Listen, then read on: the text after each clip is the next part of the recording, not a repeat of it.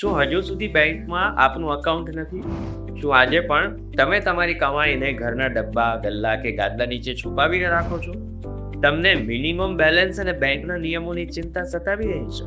તો હવે આ ચિંતા છોડી દો, કારણ કે ભારત સરકાર ગરીબમાં ગરીબ માણસો માટે લાવી છે પ્રધાનમંત્રી જન ધન યોજના, જેમાં શૂન્ય બેલેન્સ વાળા ખાતાની સાથે સરકાર તમને 2 લાખનો વીમો અને જરૂર પડીએ 10,000 રૂપિયા સુધીની તાત્કાલિક મદદ પણ આપશે.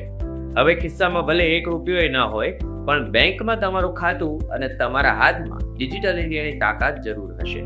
તો ચાલો આજે વિગતે સમજીએ આ યોજના તમારા ભવિષ્યને કેવી રીતે સુરક્ષિત કરી શકે.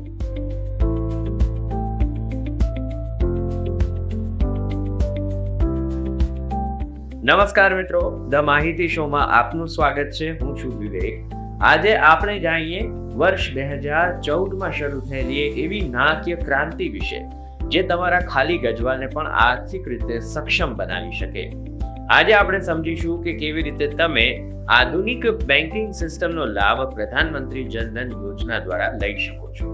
તો સૌથી પહેલા યોજના શું છે તે સમજી લઈએ.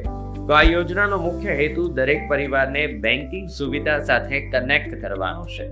આ યોજનામાં 0 બેલેન્સ એકાઉન્ટ ખુલે છે, એટલે કે મિનિમમ બેલેન્સ રાખવાની કોઈ ચિંતા નથી. ખાતામાં 1 રૂપિયો પણ નહીં હોય તો પણ કોઈ દંડ લાગશે નહીં. ખાતું ખોલાવતાની સાથે જ તમને રૂપે ડેબિટ કાર્ડ મળે છે, જેના પર 2 લાખ સુધીનો અકસ્માત વીમો મફત છે.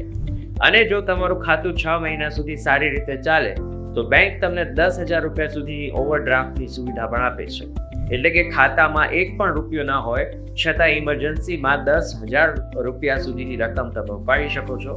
આ ઉપરાંત સરકારની વિવિધ યોજનાઓ હેઠળ ડીબીટી મારફતે મળતો લાભ પણ આ જ ખાતામાં મેળવી શકાય છે. હવે પાત્રતાની વાત પણ કરી લઈએ તો ભારતના કોઈ પણ નાગરિક આ યોજના અંતર્ગત પોતાનું બેંક એકાઉન્ટ ખોલાવી શકે છે.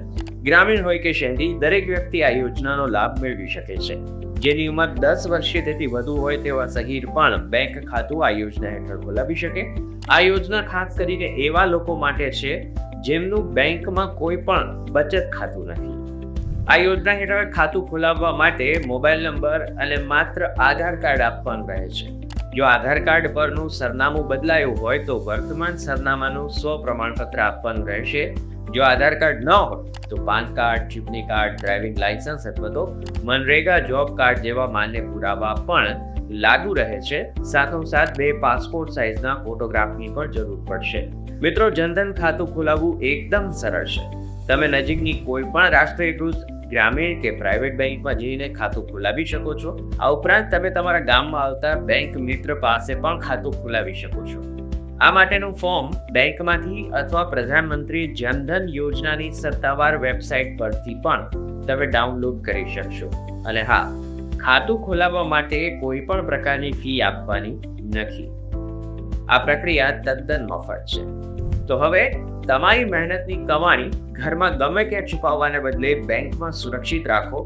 જો તમારું કે પરિવારના કોઈ પણ સભ્યનું બેંક એકાઉન્ટ ન હોય તો આજે જ તમારી નજીકની બેંકનો સંપર્ક કરી ખાતું ખોલાવો, કારણ કે તમારું ખાતું હોય ત્યારે જ તમે તમારા ભાગ્યના વિધાતા બની શકો છો.